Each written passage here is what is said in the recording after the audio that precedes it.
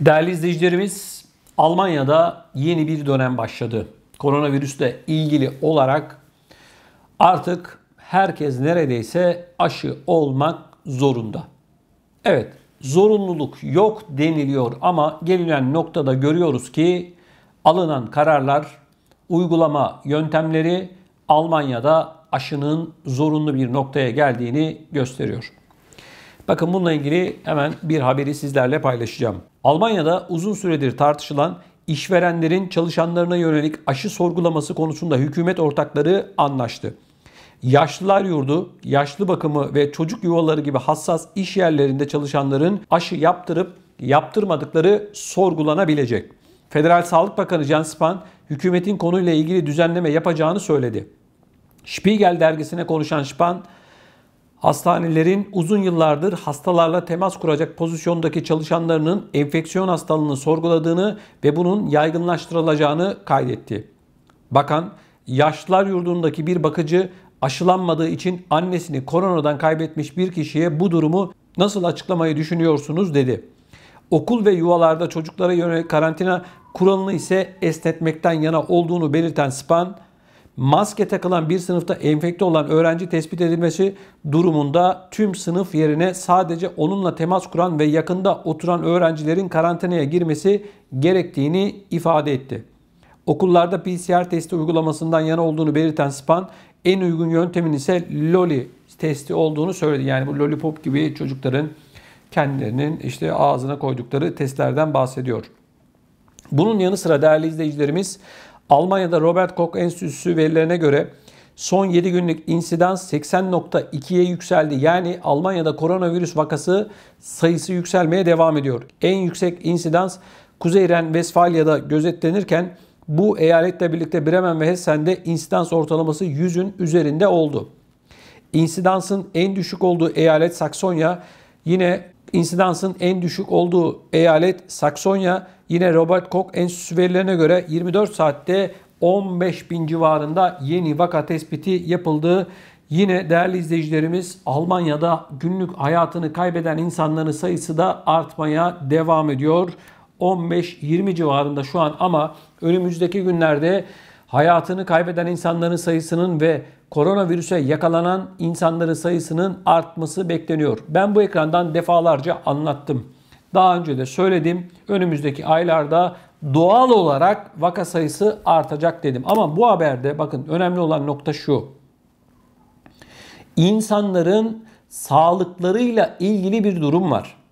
İnsanlar sağlıklarıyla ilgili olarak kararı kendileri verebilir. Bakın Almanya'da gelinen nokta şu. Kısaca ve basitçe anlatacağım. Diyorlar ki aşı olacaksınız. Aşı olmazsanız sizi alışveriş merkezine sokmam, tiyatroya sokmam, konsere sokmam ya da kamu hizmetlerinden mahrum kalırsın diyor. Aşı olduğuna dair belgeyi ya da koronavirüsü atlattığına dair belgeyi bana göstermek zorundasın diyor. Şimdi insanın aklına da ister istemez Almanya ile ilgili şöyle bir soru geliyor. Şimdi ben bir yere gittim. Ben kendimle ilgili sağlık verilerini bir başka kişiye göstermem ne kadar doğru? Bu ne kadar hukuki? Ve Alman anayasasında bununla ilgili evet kardeşim sen sağlıkla ilgili bilgilerini diğer kişilerle, üçüncü kişilerle paylaşacaksın diye bir madde mi var? Görüyoruz. Berlin başta olmak üzere Almanya'nın pek çok noktasında bu koronavirüsle ilgili olarak insanlar protestolar yapıyorlar. Sokaklara çıkıyorlar. Sloganlar atıyorlar. Polisle çatışıyorlar. Pek çok noktada bu tür olaylar meydana geliyor. Şimdi bu kadar insan şunu söylüyor. Diyor ki sen benim sağlığımla ilgili karar alamazsın diyor. Bu salgınla ilgili alınan tedbirleri de protesto ediyorlar. Şimdi demokrasi, insan hakları gibi kavramlar bu sokaklara dökülen insanlar için geçerli değil mi diye ister istemez sormak zorundayız. Bu insanların bir talebi var. Ya bunları görmezlikten geleceksiniz ki şu anda Almanya'da bu sokaklara dökülen insanları görmezlikten geliyor. Ya da diyeceksiniz ki sizin söyledikleriniz mantıklı. Evet, biz sizin söylediklerinize hak veriyoruz. Şunları yapabiliriz diyeceksiniz. Ama ben Almanya'da şunu görüyorum. Sokaklara yüz binlerce kişi çıkıyor arkadaşlar. Özellikle hafta sonları Berlin başta olmak üzere. Şimdi bu insanları duymayan, görmeyen bir hükümet anlayışı olamaz. Bunu söylerken bakın ben bilim insanı falan değilim. Ben kimseye ne aşı olun derim ne de olmayın derim. Bu benimle ilgili bir şey değil. Bu herkesin kendi karar vermesi gereken bir şey. Ben burada uygulananları anlatıyorum. Devletin politikasını anlatıyorum. Değerli izleyicilerimiz, bu koronavirüsün bir de ekonomik boyutu var. Profesör Doktor Uğur Şahin şöyle bir açıklama yaptı. Dedi ki ortağımız Pfizer'la beraber biz yıl sonuna kadar 1 milyar adet koronavirüs aşısı üretmiş olacağız dedi. Önümüzdeki yıllarda da bu rakamlar artarak devam edecek. Dünyanın farklı noktalarında aşı üretim fabrikaları kuracağız dedi. Şimdi bakın bunun anlamı şu. Biz hayatımızdan koronavirüsü, aşıyı, testleri daha uzun bir süre daha çıkartamayacağız. Şimdi bu insanlar üretiyor da kime üretiyor? İnsanlara üretiyor işte aşı olsunlar diye. Yani üretip çöpe atacak halleri yok. Şu anda Avrupa Birliği ülkeleri BioNTech aşısını tekini 19 Euro'dan satın alıyor. Milyarlarca üretilecek. Tabii herkes ister istemez izleyicimiz şunu soruyor. Bu işten biz ne zaman kurtulacağız? Şimdi ben üretilen planlamalar vesairelere baktığım zaman bu işten biz öyle kısa sürede falan kurtulmayacağız. Ne olacak bu aşılar? Ya bu aşıları üretirken insanlar hastalığın daha ne kadar süreceğini öngörerek, tahmin ederek üretiyorlar. Yani yarın bitecek olan bir hastalık için milyarlarca aşı üretecek halleri yok. Sizden benden daha iyi biliyorlar şu anda dünyanın gidişatını. İşte kış aylarına doğru giriyoruz. Vaka sayıları Avrupa'nın her noktasında, dünyanın her noktasında artmaya başladı. Hadi bakalım. Şimdi ne olacak diye soruyor vatandaş. Ben de şöyle söylüyorum. Diyorum ki işin ekonomik boyutu bittiği zaman bu virüs de bitecek. Aşılar bitecek mi? Bitmeyecek. Neden? Şimdi ne diyorlar? 2 doz yetmez. 6 ayın sonunda vücudun antikor üretme seviyesi düşüyor. 3. dozun yapılması gerekiyor diyorlar değil mi? 3, 4, 5, 6, 7, 8 devam. 6 ayda bir bu aşılar insanlara vurulacak. Yani görünen bu. Bunu ben söylemiyorum. Üretilen aşılar ortada.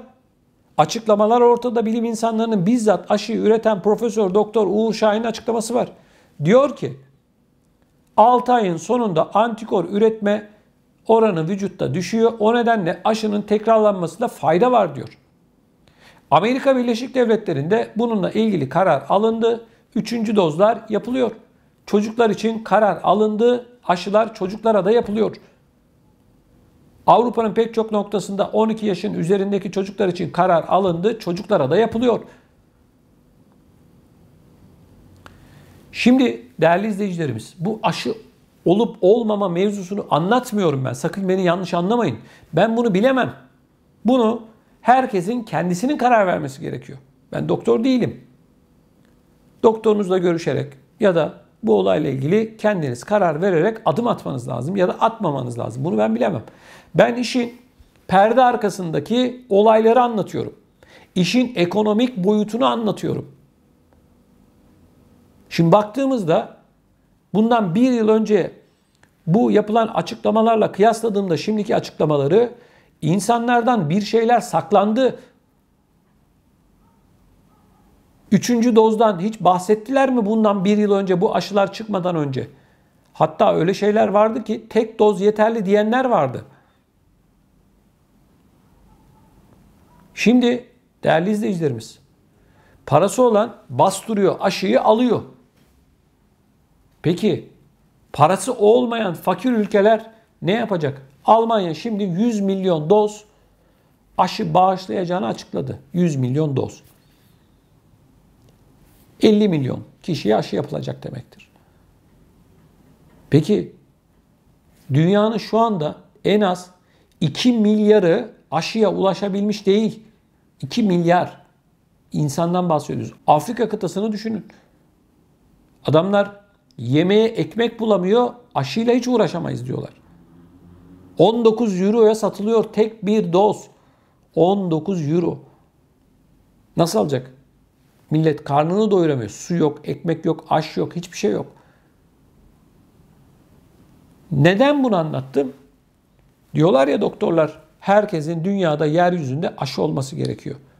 Afrika ülkelerinden örnekle gidelim. Bu insanlar aşı olmayacak ki.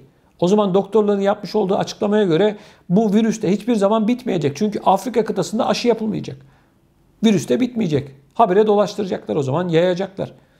Bakın gelişmiş ülkelere baktığımızda, gelişmiş ülkelerin Almanya, Fransa, Hollanda, Amerika Birleşik Devletleri gibi, Kanada gibi gelişmiş ülkelerin şöyle bir sıkıntısı var. Bu ülkeler dünyanın her noktasından göç alıyorlar. Özellikle fakir ülkelerden çok göç alıyorlar. İnsanlar çalışmaya geliyorlar. Hal böyle olunca bu insanlar da virüsü getiriyorlar. Şimdi düşün, Almanya'dan, Fransa'dan, Hollanda'dan, dünyanın her yerinden göçmen var. Bunlar yaz dönemi memleketlerine gittiler, döndüler. Şu anda vaka sayıları artmaya devam ediyor. Daha artacak, iyi günler bunlar. Şimdi baktığımızda o zaman şunu söylememiz gerekiyor. Mezara girene kadar, ölene kadar virüs bizimle beraber yaşayacak. Mezara kadar bu aşılar da herkese yapılmaya çalışılacak. Zaten bakın çok sıkı tedbirler almaya başladılar. Yani evden açıkçası çıkmanızı istemiyorlar. Diyorlar ki ya aşı olacaksın ya da evde kendi kendine karantina halinde bekleyeceksin. Söylenen bu. Ben bunu anlıyorum. Şimdi bir vatandaş aşı olmamış, gidecek bir yerden işte bir şey alacak, alışveriş yapacak ya da bir hizmet alacak. Aşın var mı? Göster. Yok. O zaman biz sana hizmet veremeyiz. Şimdi hani zorunlu değildi? Hani aşı olmayan insanların hayatlarını kısıtlamayacaktınız? Bu ne şimdi yani? Giremezsin, gelemezsin. Ya insanlar bakın, izin dönemi geldi, geçti. İnsanlar Türkiye'den dönüyor artık Avrupa'ya. İnsanların kafası karmakarışıktı. PCR testi var mı? Yok bilmem ne testi var mı? Yok bilmem giriş evrakını yaptın mı? Şunu yaptın mı? Bunu yaptın mı? Ya insanları gerçekten psikolojik olarak da çok yıprattılar. Siyasetçilere bakıyoruz. Her gün yeni bir açıklama yapıyorlar. Yazboz tahtasına çevirdiler insanların psikolojisini. İnsanların gerçekten psikolojilerini bozdular. İşin ekonomik boyutunu konuşuyoruz.